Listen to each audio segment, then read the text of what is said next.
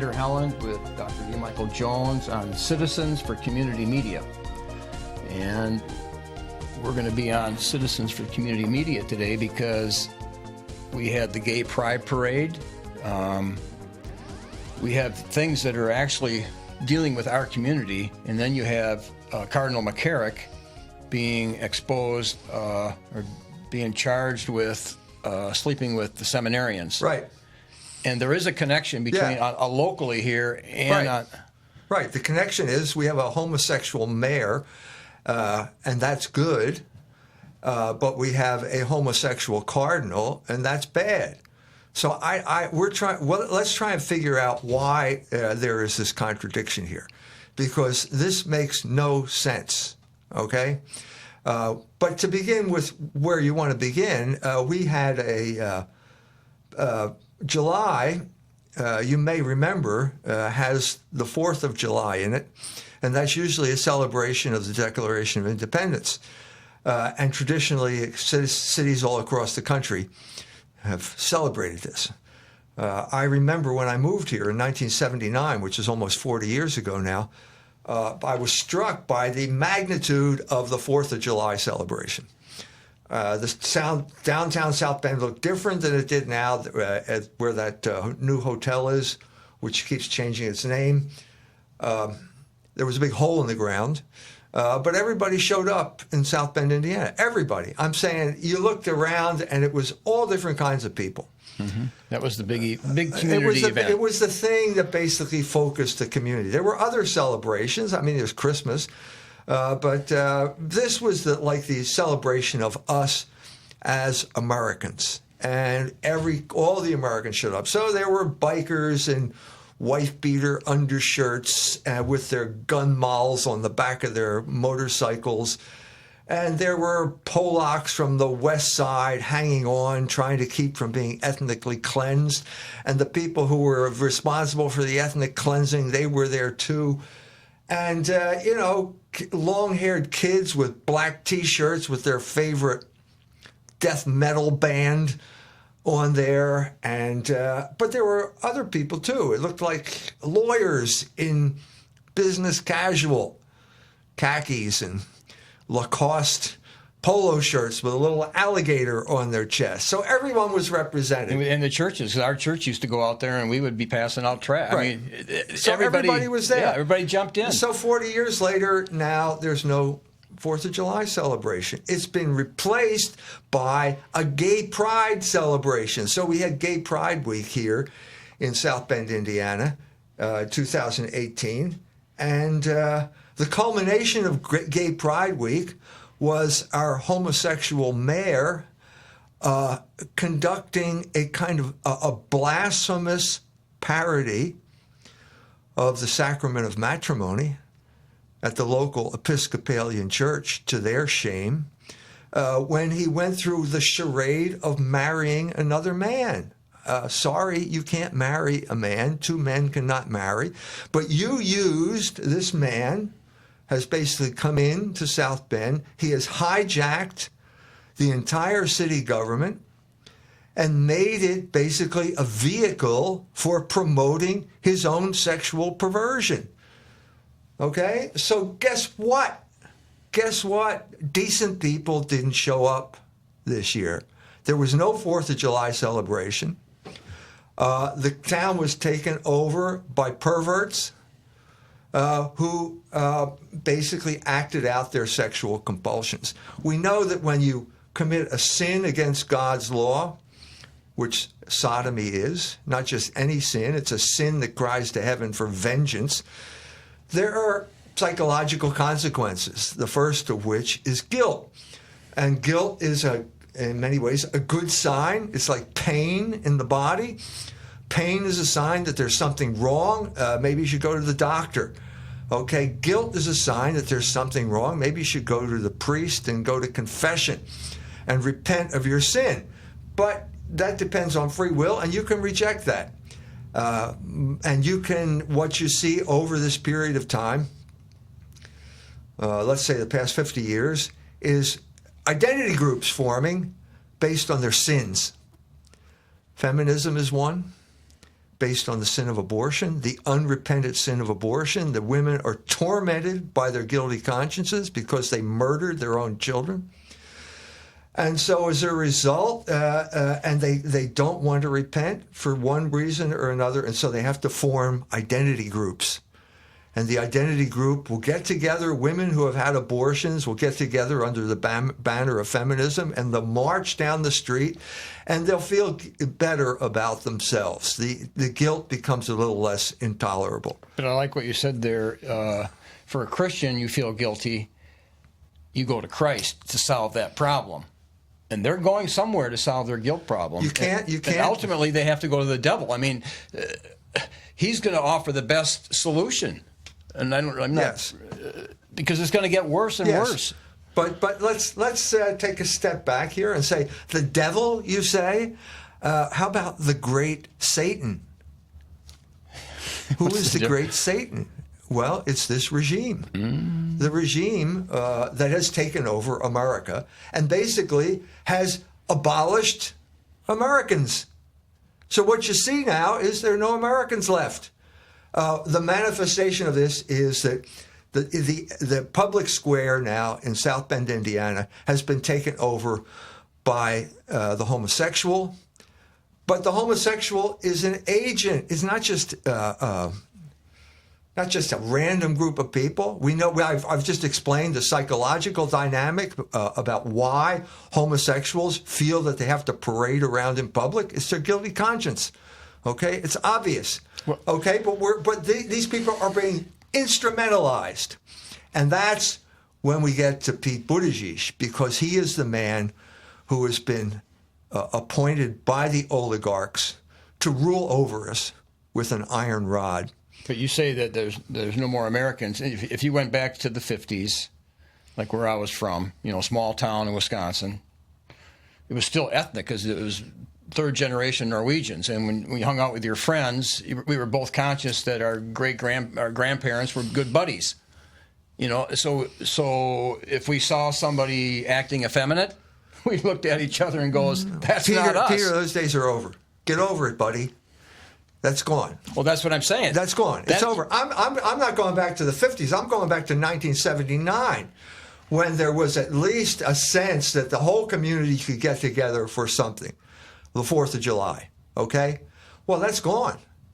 That's gone. There is no whole community anymore. We have been conquered by a group of sexual revolutionaries. And this is now a form of control. And so what you see here is that decent people simply absent themselves from the public square. They're not going to participate. And in order to be an American now, you have to be part of some type of identity group. There is no American identity anymore. America is gone. So okay, God allows this for a reason. Okay, first of all, it is a punishment. Okay, this is a punishment for sin. And the sin in particular is the sin of contraception. This is the 50th anniversary of the Catholic Church encyclical Humanae Vitae, issued by Paul VI, in which the Church, in spite of all the expectations to the opposite, came out against contraception. You cannot separate the unitive act of sexual activity from the procreative act. You cannot do it. If you do it, society will suffer severe consequences. And one of those consequences is basically you can't object when homosexuals claim that they can get married. Because you, meaning our generation, you separated the procreative aspect of sex from the unitive aspect of sex. And you turned sex into a recreational activity, and this is the consequence of your sin.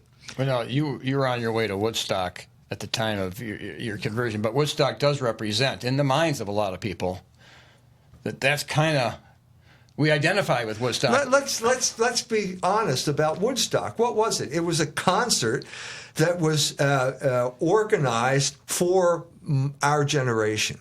I was 21 years old at the time. I had just gotten married. I didn't know. I was lucky if I knew how to tie my shoes 50 years ago.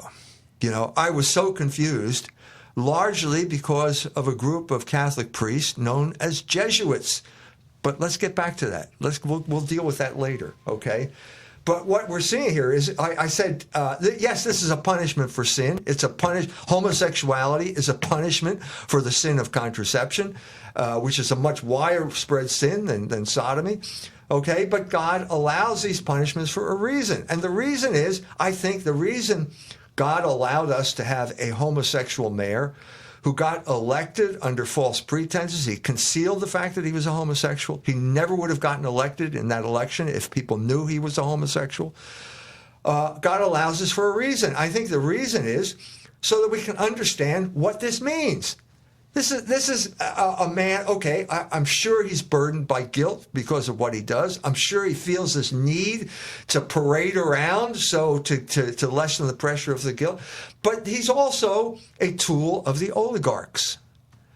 If you ever needed proof, all you have to do is read, let's say, the New York Times article about him. The New York Times featured a picture of Pete and that guy he has sex with coming out of that Episcopal church in their wedding section. I didn't know that. Oh yeah, this is like, if there's ever proof that he's a stooge of the oligarchs, just check him out. Check out what the New York Times has to say about him. Well, it was front page of the South Bend Tribune just a couple of days ago about him running for president. Yeah, he's running for president. He can't get elected to any other office in the state of Indiana. He couldn't be elected dog catcher in Kokomo because he's completely toxic, and the only way he got in was under false pretenses here.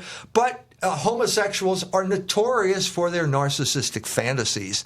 And this is one big narcissistic fantasy, that Pete is going to somehow go from mayor of South Bend, Indiana, to president of the United States of America. Because Frank, whatever his name is, at the New York Times said he's going to be the first gay president. So he's going to visit Putin with his... With his wife? With whatever that guy's. And Putin's going to go, no problem? This is a complete narcissistic fantasy. It would be a bad joke, but why isn't it? Why isn't this treated with the contempt it deserves? Because the oligarchs are promoting it. Okay? Pete is a tool of the oligarchs. He has been imposed on us as a way of crushing democracy in South Bend, Indiana. This is the same. We've been through this many times before. The whole Religious Freedom Restoration Act and the reaction of the oligarchs to that in Indianapolis. This is just a variation on the same theme. Okay, I think that's the meaning. That's I think the consolation that we are to derive from this imposition of tyranny, which is what it is, the tyranny of this group of perverts who now totally dominate the public square in South Bend, Indiana, to the exclusion of normal people, of decent people. This is a punishment for sin, but we have to derive some type of consolation, at least by understanding what is going on here. Well, in your article on Cardinal McCarrick, you quote the Polish priest, and he says, the problem, in my opinion, is not in them, but in our reaction to them. And, of course, he's talking about McCarrick and the priest, but that applies here, I think, too, is what are people doing about it? I think the oligarchs are counting on people being apathetic. People are completely befuddled. They don't understand it. The left is totally worthless. They are completely co-opted by the Michel Foucault, give us unlimited sex and we won't criticize anything. That's the left as of today. Okay, so they're completely gone. But what I think we need to do, you're right, this is, I've written an article about Cardinal McCarrick. It will appear in the September issue of Culture Wars magazine. But what I think we can say safely is that the same control mechanism that has been imposed on South Bend, Indiana, has also been imposed on the Catholic Church. And McCarrick, Cardinal McCarrick, the scandal surrounding that is a manifestation of that.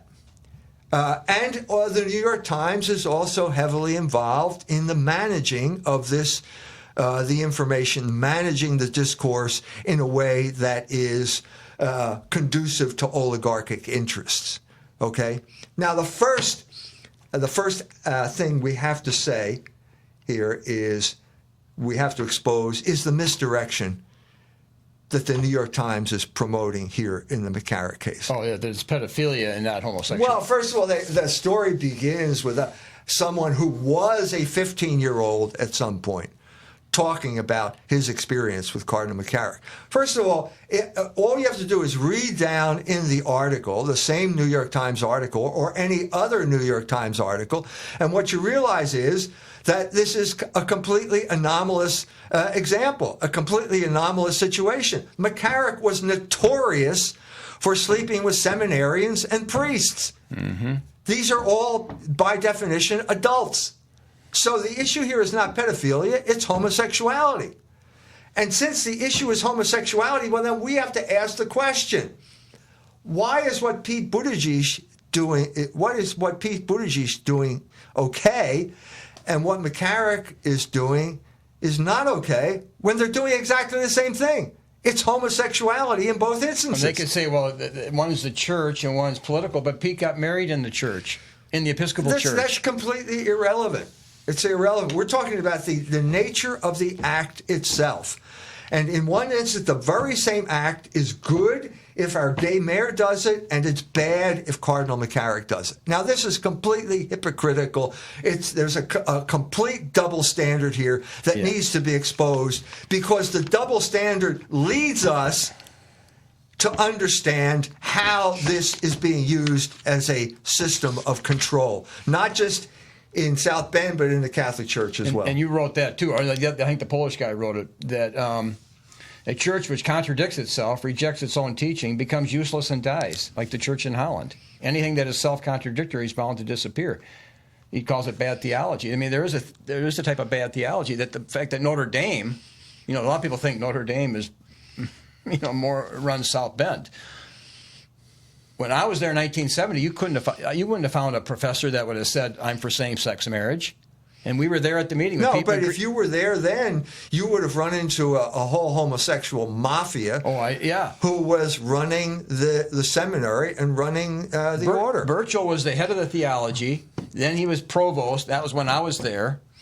And he got caught sleeping with the seminarians. Right. And he had real bad theology, too. Burchell was the poster boy of the homosexualization of the Holy Cross Order and of Notre Dame University. And he's about the same age as McCarrick, too. Yeah. So we're talking about a generation here. Okay, if you're talking about the sexual scandals of the Catholic Church, we're talking about a period of about 20 years from the mid-'60s up until the mid-'80s. Okay, when all of this bad stuff happened, when all of these people rose to power, and then that sort of has changed to a large extent because there has been some sort of crackdown. But obviously, look, if McCarrick is a cardinal, how much crackdown can there be? I mean, what we're talking about here is not just people who have homosexual inclinations and act on them. We're talking about people who don't have homosexual inclinations, but who go along with it. And that's the really crucial issue here, because the Catholic Church has been crippled.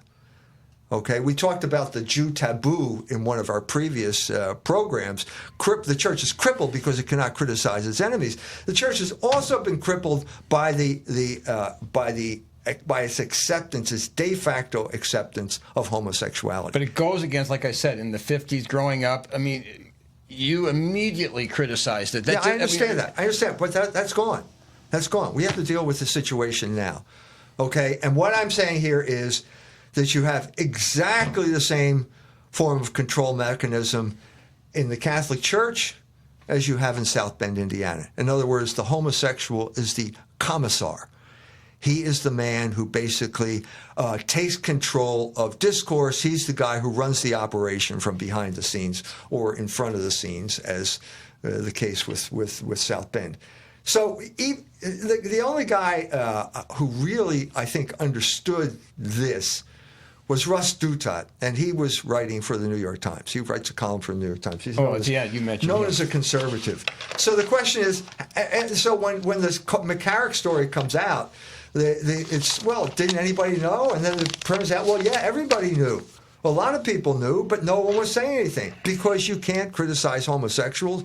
It's one of the things you just can't talk about. So this is Russ Dutat agonizing in the New York Times about why it didn't come out. Why the story didn't come out. This is what he wrote. For reporters who pursued the story, it was a case where everyone knew, but nobody would go on the record. So stories were pursued and then evaporated. And the Cardinal was protected in part because his targets were mostly younger men under his authority rather than teenagers. Even though it was a teenage victim who finally made the story break, which is their way of controlling it, which didn't fit the pedophile priest narrative. Okay, so here we're getting to the heart of the matter. First of all, McCarrick does not fit the pedophile priest narrative because he's not a pedophile. Let's be blunt here. That 15-year-old is an adult in terms of sexuality, no matter what the statute says. Okay, he was attracted to adult males. This is homosexuality. This is not pedophilia. Now, let me ask a question because I don't have it fully understood. Why is it so important for these guys to want to make it pedophilia? Okay, it's very simple. First of all, because it's a crime. It's still a crime. Okay. And secondly, because you can make a lot of money here. And that's precisely what the pedophile crisis was. Oh, so the lawyers... So the lawyers come in here, and they made a ton of money. And also, you have the collateral damage. You're breaking up the Catholic Church. You're destroying the Catholic Church financially, which is another thing. Now, but we go even a step further. There is an interest now among these homosexual priests in the Catholic Church to portray the issue as pedophilia because it lets them off the hook. So any priest who engages in homosexual activity with consenting adults is free and clear. He can do that with impunity. And so you've got all of these homosexual priests saying, yeah, it's pedophilia. Yeah, it's those damn pedophiles. When you have somebody like James Martin now, the Jesuit, who's promoting homosexuality with impunity. But let me just finish here, okay? Yep. Okay, so the McCarrick case didn't fit the pedophile priest narrative, and liberal journalists who didn't want to appear somehow homophobic, they were on board, okay? And conservatives who wanted to protect the church's reputation had an excuse to keep the secrets safe. So what you're seeing here is Dutat kind of stumbling across the real story here.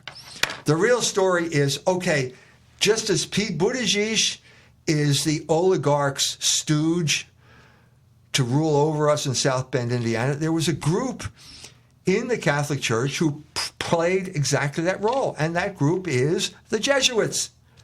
The Jesuits, which is an order, as our Polish priest friend here, which I quote extensively, the Jesuits are controlled by homosexuals. He said 30%. 30% are homosexuals, and 70% are forced to go along with homosexuality if they want to stay as Jesuits. I know this, the priest said it. I know it from Jesuits who have told me this. I had 3 Jesuits show up in my backyard shortly after their ordination in the 80s. Those 3 Jesuits have been persecuted mercilessly because they refused to bend the knee to sodomy, which is the ruling the ruling code of behavior, the ruling ethos in the Jesuit order. So what you see here now is the Jesuits have a very definite role to play in this thing because they are brokering oligarchic rule over the Catholic Church. Basically, it's the same deal over and over and over again. The same deal that Michel Foucault did in his Pact for the Devil in 1975. You give us sexual liberation, we won't criticize your system. But the Polish author cites Curran, the Right. theologian, It's and he says this bad theology is connected to their sodomy. So yeah, sure, okay. If you want to, it's not just Jesuits. We're talking like the relationship between Jews and Bolshevism. Was every Bolshevik a Jew? No. Was it a Jewish movement? Yeah. Mm-hmm. So is every Jesuit a homosexual? No. Okay, but does every Jesuit have to go along with the homosexual agenda under pain of getting kicked out of the order or punished or persecuted? Yes. Yes, and that's how you see that they magnify their power. So they are the instrument of oligarchic control. The Jesuits, the order as a whole, is controlled by homosexuals, and these homosexuals are now the instruments of control whereby the oligarchs exert their control over the Catholic Church. Is it the manifestation of homosexuality? Is that kind of like a denial of taking up your cross and suffering for Christ? Is that? We're way beyond that. Okay, we're way beyond that. I mean, you can go back to the Jesuits, let's say in the 1950s. Read Robert Blair Kaiser's memoir, Clerical Error. He was a Jesuit in the early 50s in the Jesuit seminary, and then at some point he realized, he said, he got involved with Teilhard de Chardin, that became evolution, the kind of Bible for Jesuits in this country. And he said, I realized I could better attain Jesuit ideals if I left the order.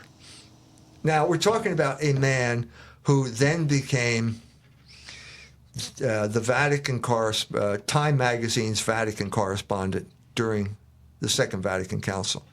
We're talking about a moment where there was another famous Jesuit, namely John Courtney Murray, who was working behind the scenes at the Vatican Council to basically get the church to approve the separation of church and state. To Americanize the church. And we have also another Jesuit here working for the Jews. I'm talking about Malachi Martin, who was an agent of B'nai B'rith and the American Jewish Committee, and his job was to exonerate the Jews from the deicide charge.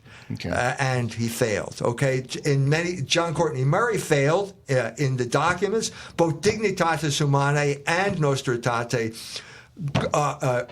do stand up for the church's teaching, but the oligarchs, the Jews, Time Magazine, CIA, John Courtney Murray, these are the people who basically control the interpretation of the document, and the interpretation was the exact opposite of what the document said. That was the gist of John Courtney Murray's notes in the Abbott edition of the documents, the English translation. That was the gist of every single Catholic Jewish dialogue since the promulgation of Nostra Aetate. But here locally, we had an Americanist movement itself, and that was Father John Zahm. Right. Americanism goes, as long as there were Catholics in America, there were going to be Americanists. And Notre Dame was especially Americanist. We are celebrating, if you want to go today, if you rush out today, you can celebrate the 130th anniversary of the consecration of Sacred Heart Church, which is now Sacred Heart Basilica. And if you look down the list of the bishops who attended, it was the who's who of Americanism in the Catholic hierarchy. John Ireland, and we go down the list. Okay, so it's always been here. Okay, but it took on a new and more virulent form after World War II when the CIA got involved in what C.D. Jackson called doctrinal warfare. John Courtney Murray was involved. He was a protege of Harry Luce, who was the publisher of Time Magazine. Robert Blair Kaiser, the ex-Jesuit, he got involved. So the Jesuits have been right there waiting in the wings to be loyal servants of the oligarchs in America. That's been their problem from the beginning.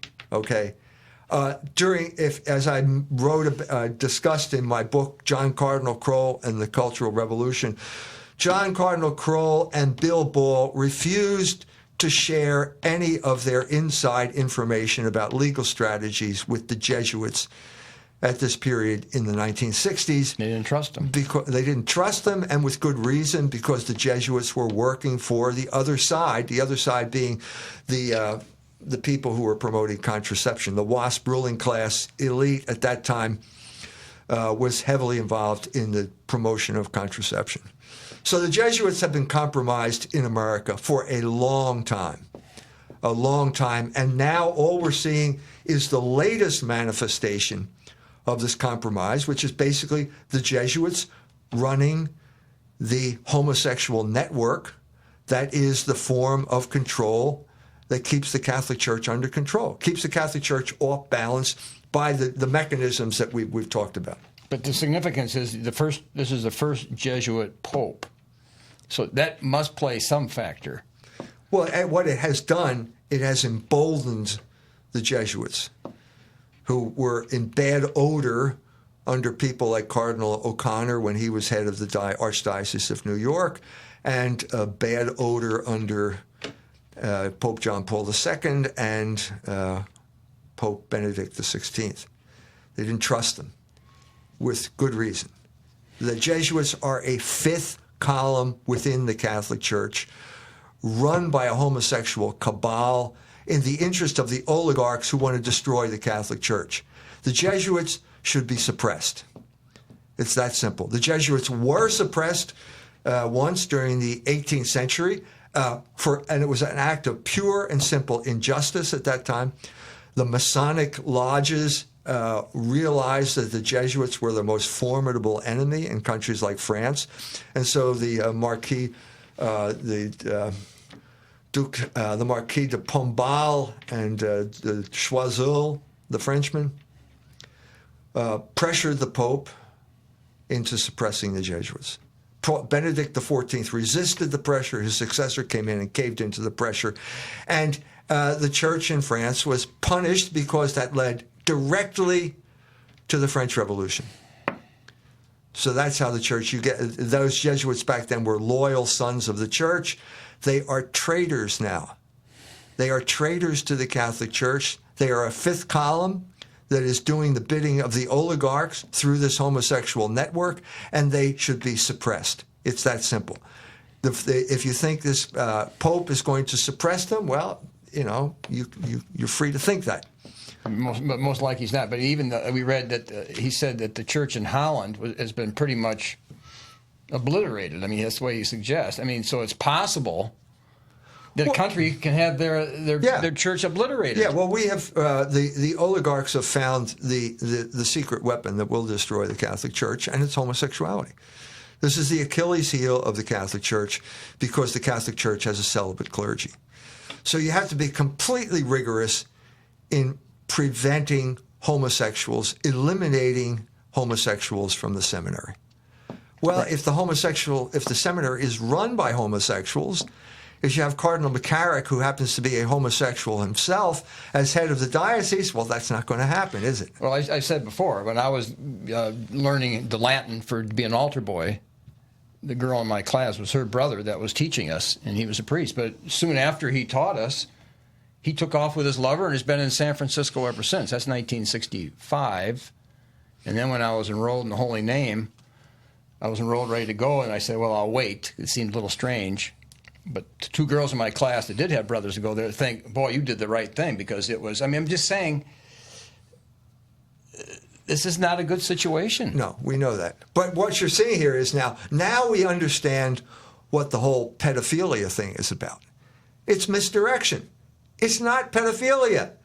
Virtually every single person here is a homosexual who has had sex with post-pubescent males. That is not pedophilia. There is no indication whatsoever that Cardinal McCarrick ever had sex with a female or a prepubescent male.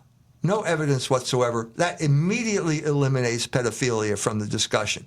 The issue is homosexuality. Right. You said the statistics show that there's no correlation between celibacy and pedophilia compared to other groups. Other Right. groups are way more into pedophilia than the Catholic Right. priests. Right.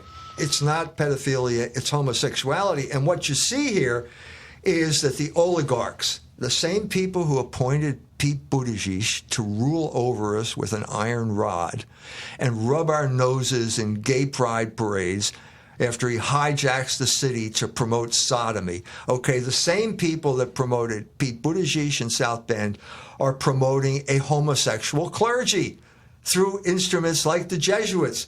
And the homosexual clergy, they are going along because they get let off the hook. So what you're doing is, well, let me get this straight here. You're promoting a group of people who is 99% more likely to engage in the type of behavior that you don't like than any other group. Well, that can't be a mistake. There's an element of calculation here. This is a double game that the oligarchs are playing. And in general, the Catholics are too stupid to figure out what's going on. No, you wrote the book Libido Dominandi, so you understand how they use sexual desire and manipulate it. How did they discover that homosexuality was such a powerful weapon? I mean, how did they come to that, or why is it? Obviously they know this thing is powerful to disintegrate the church, right? They know that. Yeah.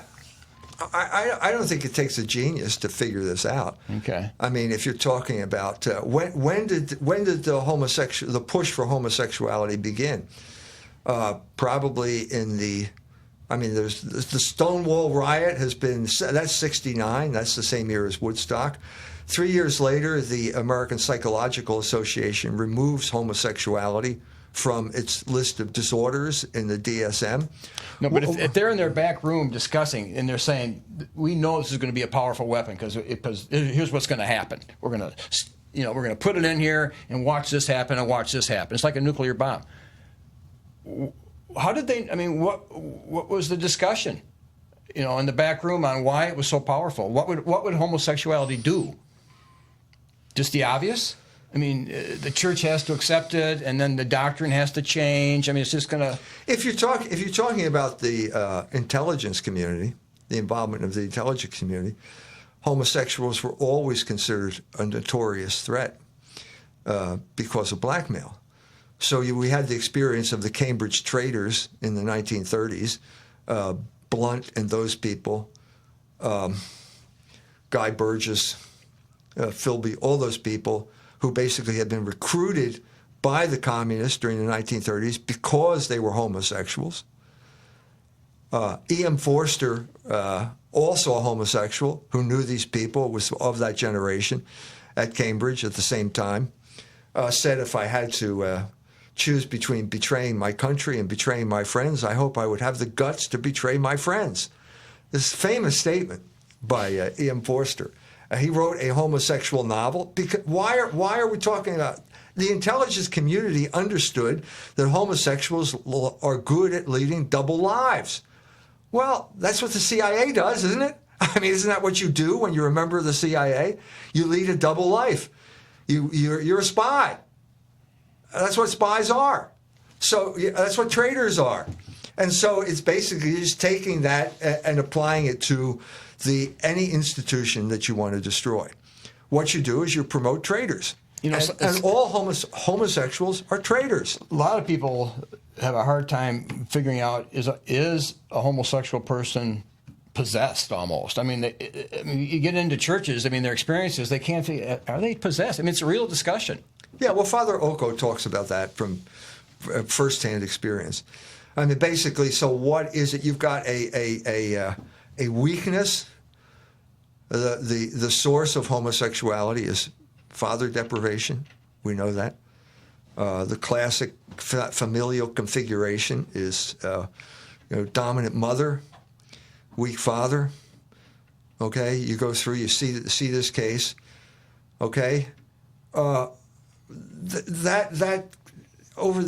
So what you're doing is when you're promoting sexual revolution, which is what was happening, let's say, 50 years ago, you're promoting the dissolution of the family. Right, and from a healthy community, these things don't happen that easily. No, the family is the bulwark against social disorder. But you've got all of the people that we're talking about here, all the people we've talked about before, Wilhelm Reich, whatever, basically coming up with a program of sexual revolution. The term was created by Wilhelm Reich. Okay, and the consequence is you will create a cadre of homosexuals in the next generation if you break down the family, because you have absent fathers, you have the whole configuration of pathology that creates homosexuals.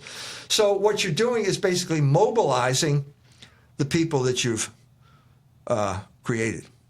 I don't think we talked about this, but when I was in Philadelphia after my mother's funeral, I'm sitting there outside at a cafe, having coffee, talking to a friend, and suddenly the woman delivery lady shows up. She's going on her bicycle. She's got a T-shirt. She's got piercings and tattoos, and she's got a T-shirt that says "Ausrotten," which means exterminate in German. And I'm trying to figure out exterminate what, honey? And then suddenly she looks at me, and she sees me looking at her, and she gets upset. She's offended because I'm a white guy wearing a suit, I guess. I don't know. I don't think she knows me. Anyway, the long and short of this, she comes out and throws a chair at me as she's going by. The waiter is upset that he's going to call the bicycle delivery service and deal with something like that. But what you're saying is she doesn't know who I am. I don't think she knows who I am. And maybe I'm famous because of YouTube videos. I don't know. I doubt it. But what you're saying is the oligarchs have basically wrecked this lady's life. You can tell by looking at her that she's leading a certain kind of life. She is full of rage at the life she's leading, and she needs some type of outlet for that rage. That's what the oligarchs are doing here. They are mobilizing this group as the revolutionary avant-garde to basically intimidate everyone else. And that is what Pete Buttigieg is doing here in South Bend, and that is what the Jesuits are doing in the Catholic Church. Right. So some people are really worried that there could be an actual civil war. There will be violence. They are creating violence. You break up the family, it's like splitting the atom. You release a lot of destructive energy. And what we're seeing here is the mobilization of this destructive energy against people like me. And groups like the SPLC designating me hate groups. What's a hate group? It's a group you're allowed to hate. That's what it is. This is all of this mobilization as a way of destroying any type of resistance and a system of total control. That's what's going on both in South Bend and in the Catholic Church. So you think they're just driven by a love of money and power? They're driven by libido dominandi, which is the gospel, the operating system of the city of man, as opposed to love of God, which is a neighbor, which is the operating system of the city of God. There are only two choices. Right. So we didn't get into your article. Can you read the September issue of Culture Wars magazine? The article, and read in detail all the gory details. Right, but you were quoting the Catholic priest who went into this very much. He said the active homosexual priests are masters of camouflage. So you're dealing with layers upon layers. The Pope, you quote the Pope, the greatest persecution of the church comes not from her enemies without, but arises from sin within. That was Ratzinger. That was Ratzinger. He wrote this just before Ratzinger resigned. In my humble opinion, he resigned because he was surrounded by homosexuals and he realized he couldn't trust these people. There were scandals coming out about the Swiss Guard stealing documents, stuff like that. I think this is why Pope Benedict XVI resigned. And this reminds me of the Civilta Catholica when they said that when the church gets weak, then the Jews get power. Yes. So it's a similar thing. It's not maybe necessarily the Jewish element, but it's the homosexuals. But there is a connection. Yes. When I say oligarch, what am I talking about? Homosexuals, CEOs, Jews. Okay, that's the configuration. Right. So it is, and they represent the pursuit of happiness in this life. These are the people that control the discourse here. These are the people that control, and Donald Trump is a fly in their ointment, and they're doing everything within their power to eliminate him, to get him out of office. That was a protest against oligarchic rule. his election. Right. So, I mean, you didn't talk about Trump in this article. No, I mean, we've already talked about that. Yeah, yeah.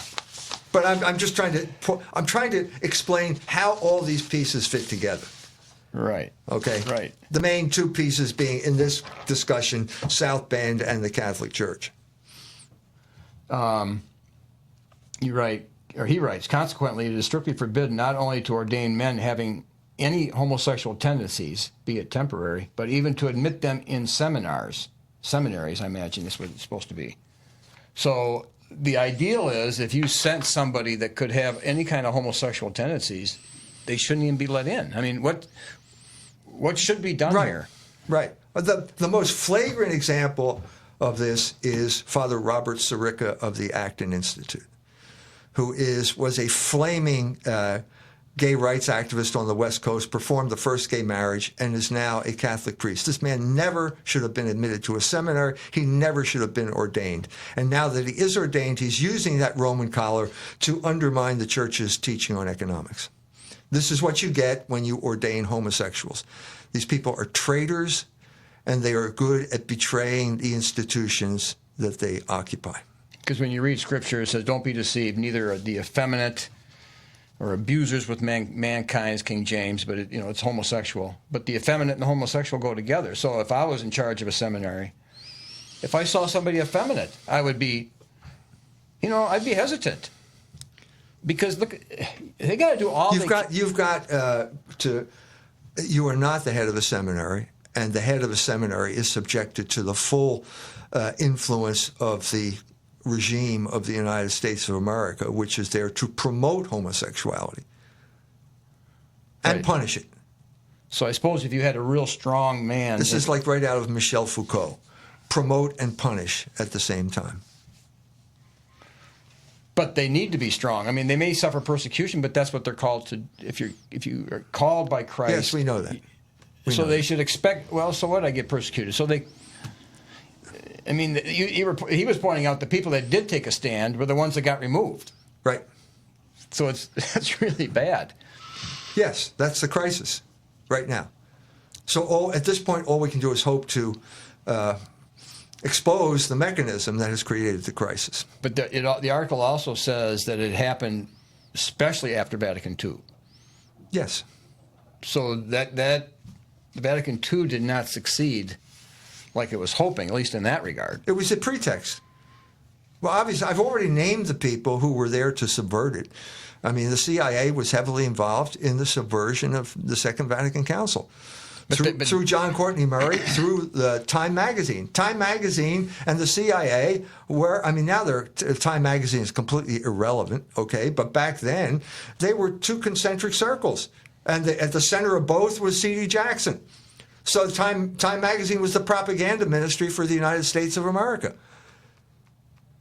And they were heavily involved in basically subverting the Second Vatican Council by creating something called the Spirit of Vatican II, which basically contradicts the letter of Vatican II. Of course, then there's a lot of discussion amongst my friends on the significance of Kennedy's assassination, and that brought in a whole different regime after his assassination. Right. It's just interesting that coincides with Vatican II. We had a coup d'etat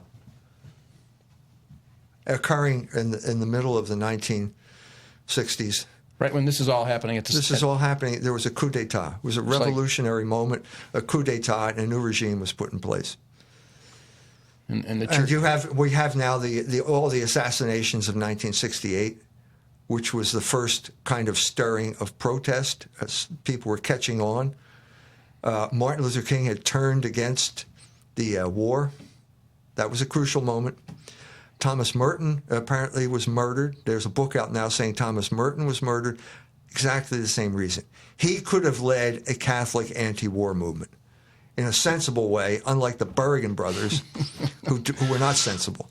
Okay, he could have led a huge Catholic anti-war movement. He was assassinated. And Robert Kennedy, of course, because Robert Kennedy, once he became president, was going to use the instruments of the government to find out who murdered his brother, who really murdered his brother. Right, and you were 18, 19, 20 when all this is happening. Yeah, so don't blame the victim. That's all I can say. Well, but you stuck with it. I mean, and when you're born at that time, you could how can you avoid it? I mean, when you grow up then, it's just normal to want to know the factors. Right. But it's amazing how many people have succeeded in living without pursuing this. Right. They all have positions at universities now to make sure that nobody asked unauthorized questions. So they ended up all getting... If there's ever an institution that is controlled by the oligarchs that I mentioned already, including the homosexual component, it is the university. The university, and Notre Dame is right in the thick of it, with special elements, Department of Defense being dominant, where other universities may not have that. And you were a professor for a little while, and you opposed contraception too vehemently. Yep. Can't do that. No, so it's similar. Like if you had a position in the church, those who tried to stop it were removed. Right. But I can't believe this just happened. I mean, the American experiment has been going on for a couple hundred years. It was up for grabs.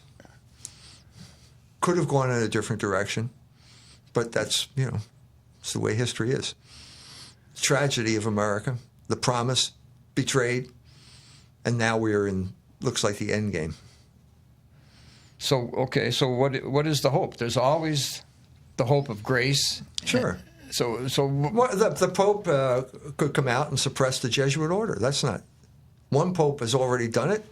Another Pope could do it. Just say, sorry, fellas, you're gone. You're out of here. You're no longer serving your purpose. Give me all your assets. You're over.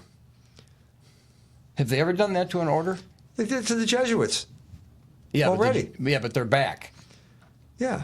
Well, how are the Dominicans doing? Are they doing that much better? No order is as powerful and as bad as the Jesuits. That's why the church should make an example of them. All you have to understand is read America Magazine, and you will get basically the Catholic apologia for oligarchic rule in the United States of America. That's why they call it America, isn't it? I think. That's basically the last thing you wrote in your article. You write, allow us to act on our homosexual impulses, the Jesuits said, and we will act as a fifth column serving oligarchic interests within the church. America Magazine is the classic expression of the Jesuits' pact with the oligarchs. James Martin is one of his executors. In exchange for permission to gratify their perverted desires with impunity, the plurality of homosexuals which controls the Jesuit order has been complicit in the attack on the church for going on 2 decades now. Cardinal McCarrick's untimely demise exposed their double game. That's your last? Amen, brother. I couldn't have said it better myself. Well, maybe I did say that. You did say it. But now we got to learn from this. Okay? Right. Now this is on the table. You're bringing it on the table. We know how it works. How much more explicit can we be here about the way homosexuality functions as a system of control? It's out on the table. Everybody knows it. Once we release this idea into the ether, that is the beginning of the end of that system of control. Okay. Because the word is powerful. Yeah. And now you have all kinds of grandchildren that are 18 and 19, as you once were. And if you got a hold of this when you were that age, after you read Seven Storey Mountain by Thomas Merton, yeah, what would you feel like doing with this, perhaps? What do you think some of your grandchildren might... Pitchforks. No, you can't do that. Why not? Well, you can. The pitchforks, people with pitchforks marching on St. Joseph's University in Philadelphia or something like that. Well, Obama told the Wall Street crowd, I'm the only thing between you and the pitchforks. That's what he said after the crash of 2008. So, pitchforks. Well, let's say at Notre Dame. I mean, if you were stuck at Notre Dame, your parents sent you there, and you got to go. No getting out. Well, you would form a group. Once you. I mean, I've talked to undergraduates at Notre Dame, and there are undergraduates who understand the whole system of control. They understand it, and they're there, and they're not being changed because they understand the system. Look at St. Mary's College, a feminist lesbian institution, basically from top to bottom.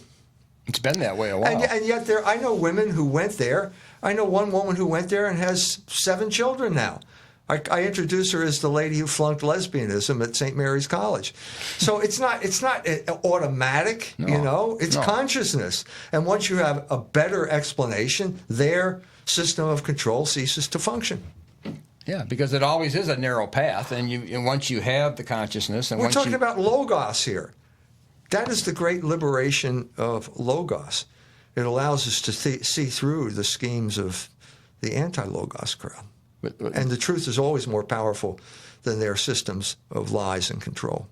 But everything's reversed. Universities were a haven of where logos could really flourish. It's always a struggle. If you remember, Athens put Socrates to death. Right, and Athens supposedly was in touch with logos. They helped invent the term. I sure did. But the Jesuits were a very strong, effective arm. Read Baron Nettle. The chapter on the Jesuit reductions in Paraguay is one of the high points of Catholic Church influence. If they hadn't been suppressed, they might have provided an alternative to slavery and capitalism in the Western Hemisphere. But they were suppressed. This is just part of the tragedy of history. But now they need to be suppressed. Now they should be suppressed, yes. They flipped that quick. It's not quick. We're talking about centuries. Well, I'm just saying. It's a struggle to maintain, for your life, one lifetime. Okay. You struggle for your entire life to maintain rational control over your passions, okay? An institution is a lot less harder to control than one person, so why shouldn't it decay? It has. It's corrupt. The order is corrupt. It should be suppressed, period. And the main reason, it's on your theme, libido dominandi. Yeah, they've succumbed. This is an order that is run by homosexuals who are controlled by their destructive passions, and they are tools of the oligarchs, and they should be suppressed. It's that simple. Okay, the church cannot tolerate this anymore. Yeah, but they had vows of chastity, didn't they? I mean, Sure. What happened to them? The will is free. They weren't enforced. The will is free. Yeah, but if you're abbot or whatever you want to call your superior, well, they've got their own issues. There's not a man alive who doesn't have issues controlling his passions. So basically, it is Americanism. It's the American empire. That was the thin end. That was the camel's nose under the tent. And now America. What does it mean to be an American? Well, a homosexual, I guess. I've said before on this program, America is a gay disco. Well, that is the that's what the Jesuits were doing. That's what he points out. Their theologians are trying to adapt, change theology to, so make homosexuality not a sin. But we've been doing it. That's what James Martin is doing here. James Martin does this on a regular basis. He's the most famous Jesuit. He's the main reason why they should be suppressed. Well, you got a lot more here to talk about, but this is going to come out in Culture Wars. September issue of Culture Wars. Subscribe today. Okay. Cardinal McCarrick and the Homolobby. Okay, so this is Citizens for Community Media here in South Bend, Indiana. Dr. E. Michael Jones.